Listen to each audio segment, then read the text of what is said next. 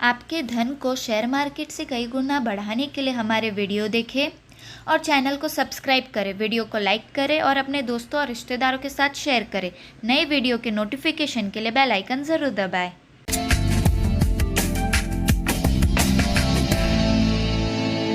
नमस्कार, एफ&ओ की पाठशाला में आप सभी का स्वागत है। मैं हूं मानसी दवे और क्लास बाय क्लास वायदा बाजार को हम बेहतरीन तरीके से सीख रहे हैं और सिखा रहा है कौन?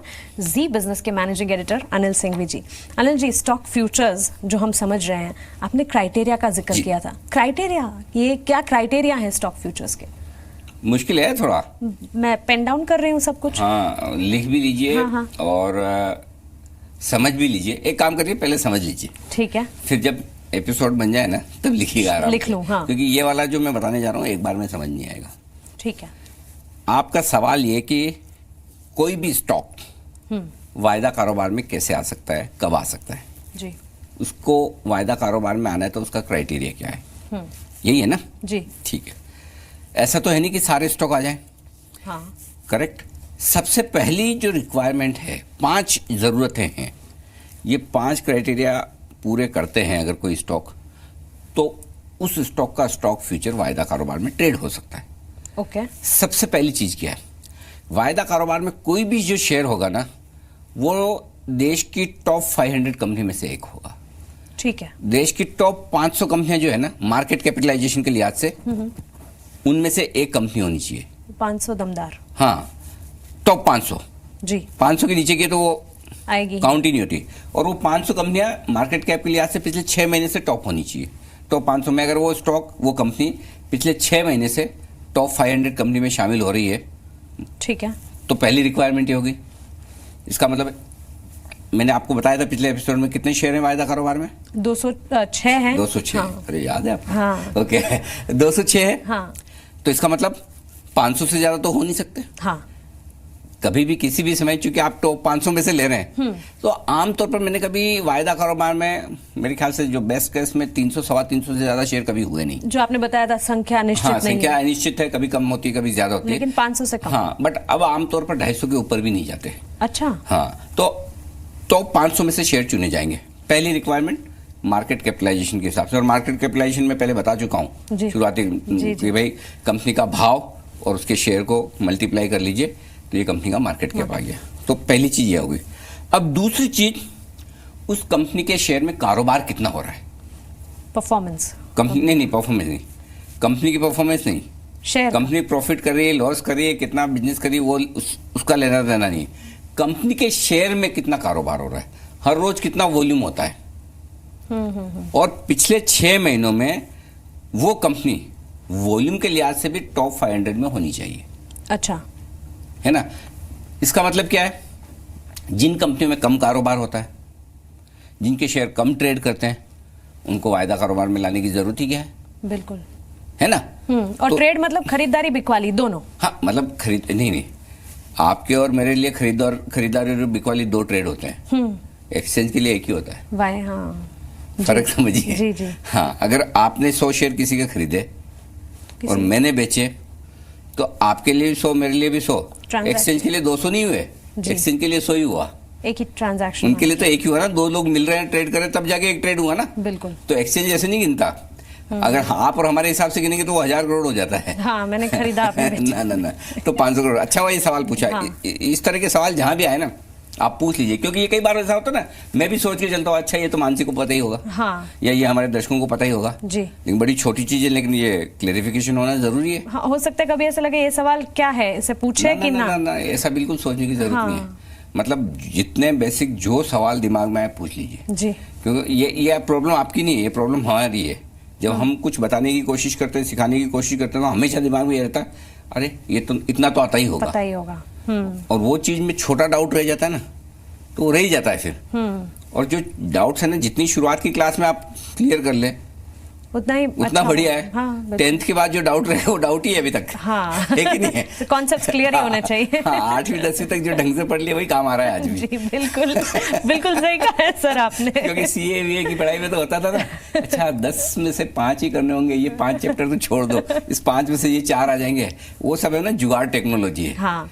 तो एक एक चैप्टर पढ़ना, एक एक लाइन पढ़ना, वो काम तो हमने 10th तक ही किया था। हाँ, करेक्ट। रट्टा अभी लगाया करते थे किसी में exactly. जरूरत पड़ जाए तो अच्छा, तो अब ये दूसरी रिक्वायरमेंट होगी आपकी। पहली तो मार्केट कैपिटलाइजेशन में टॉप 500 में होना चाहिए, और दूसरा आपका डेली वॉल्यूम वैल्यू के हिसाब से शेयर का कितना कारोबार रुपए में जो हो रहा है वो टॉप 500 में आना चाहिए। ठीक है। ये दोनों पिछले 6 महीने के लिए फॉर्मूले। ठीक है।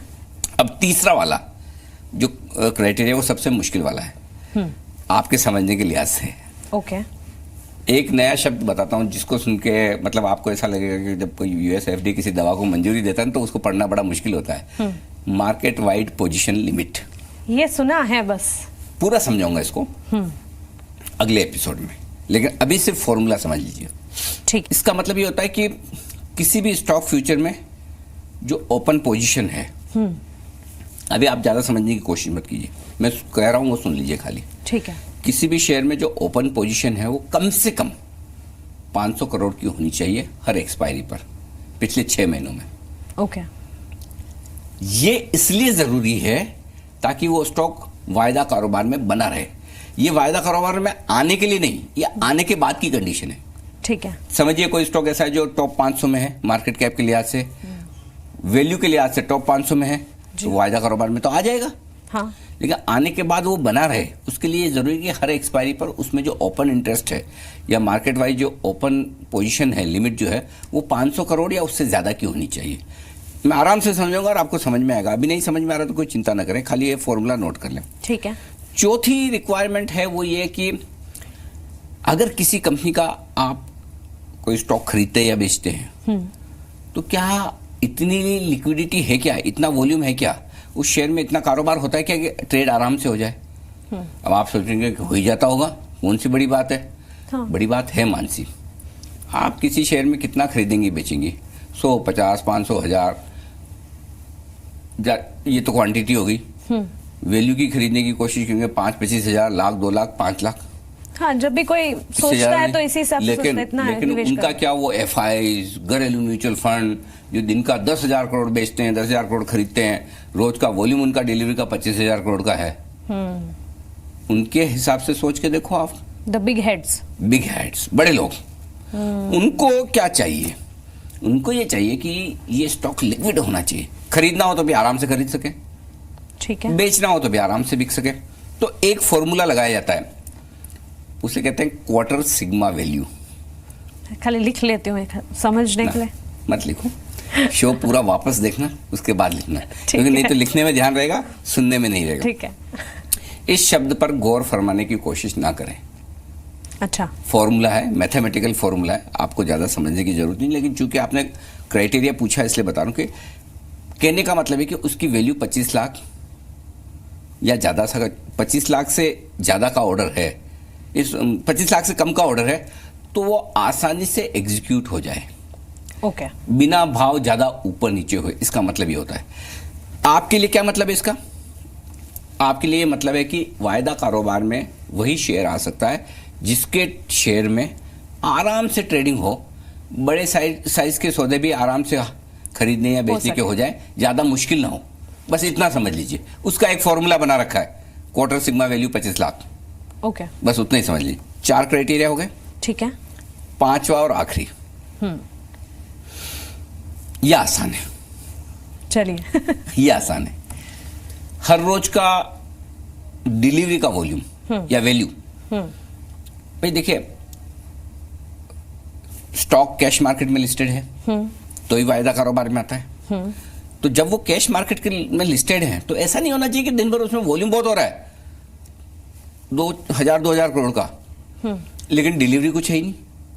मतलब लोग खाली दिन भर में ट्रेड ही कर रहे हैं।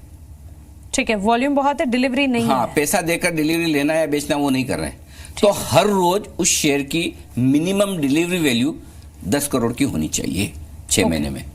ठीक है, यानी कि स्टॉक में रीजनेबल डिलीवरी खरीदने और बेचने वाले इन्वेस्टर हैं तो ही उससे वायदा कारोबार में लाना चाहिए। तो ये 5 शर्तें जब पूरी करेगा कोई स्टॉक तो वो वायदा कारोबार में आएगा और रहेगा। चलिए, तो फिर हमने ये 5 शर्तें, 5 क्राइटेरिया सीख लिया, लेकिन मार्केट वाइड पोजीशन लिमिट, इसे हमें सीखना है। इसके लिए आपको हमारी अगली क्लास में आना पड़ेगा। बने रहें हमारे साथ। नमस्कार।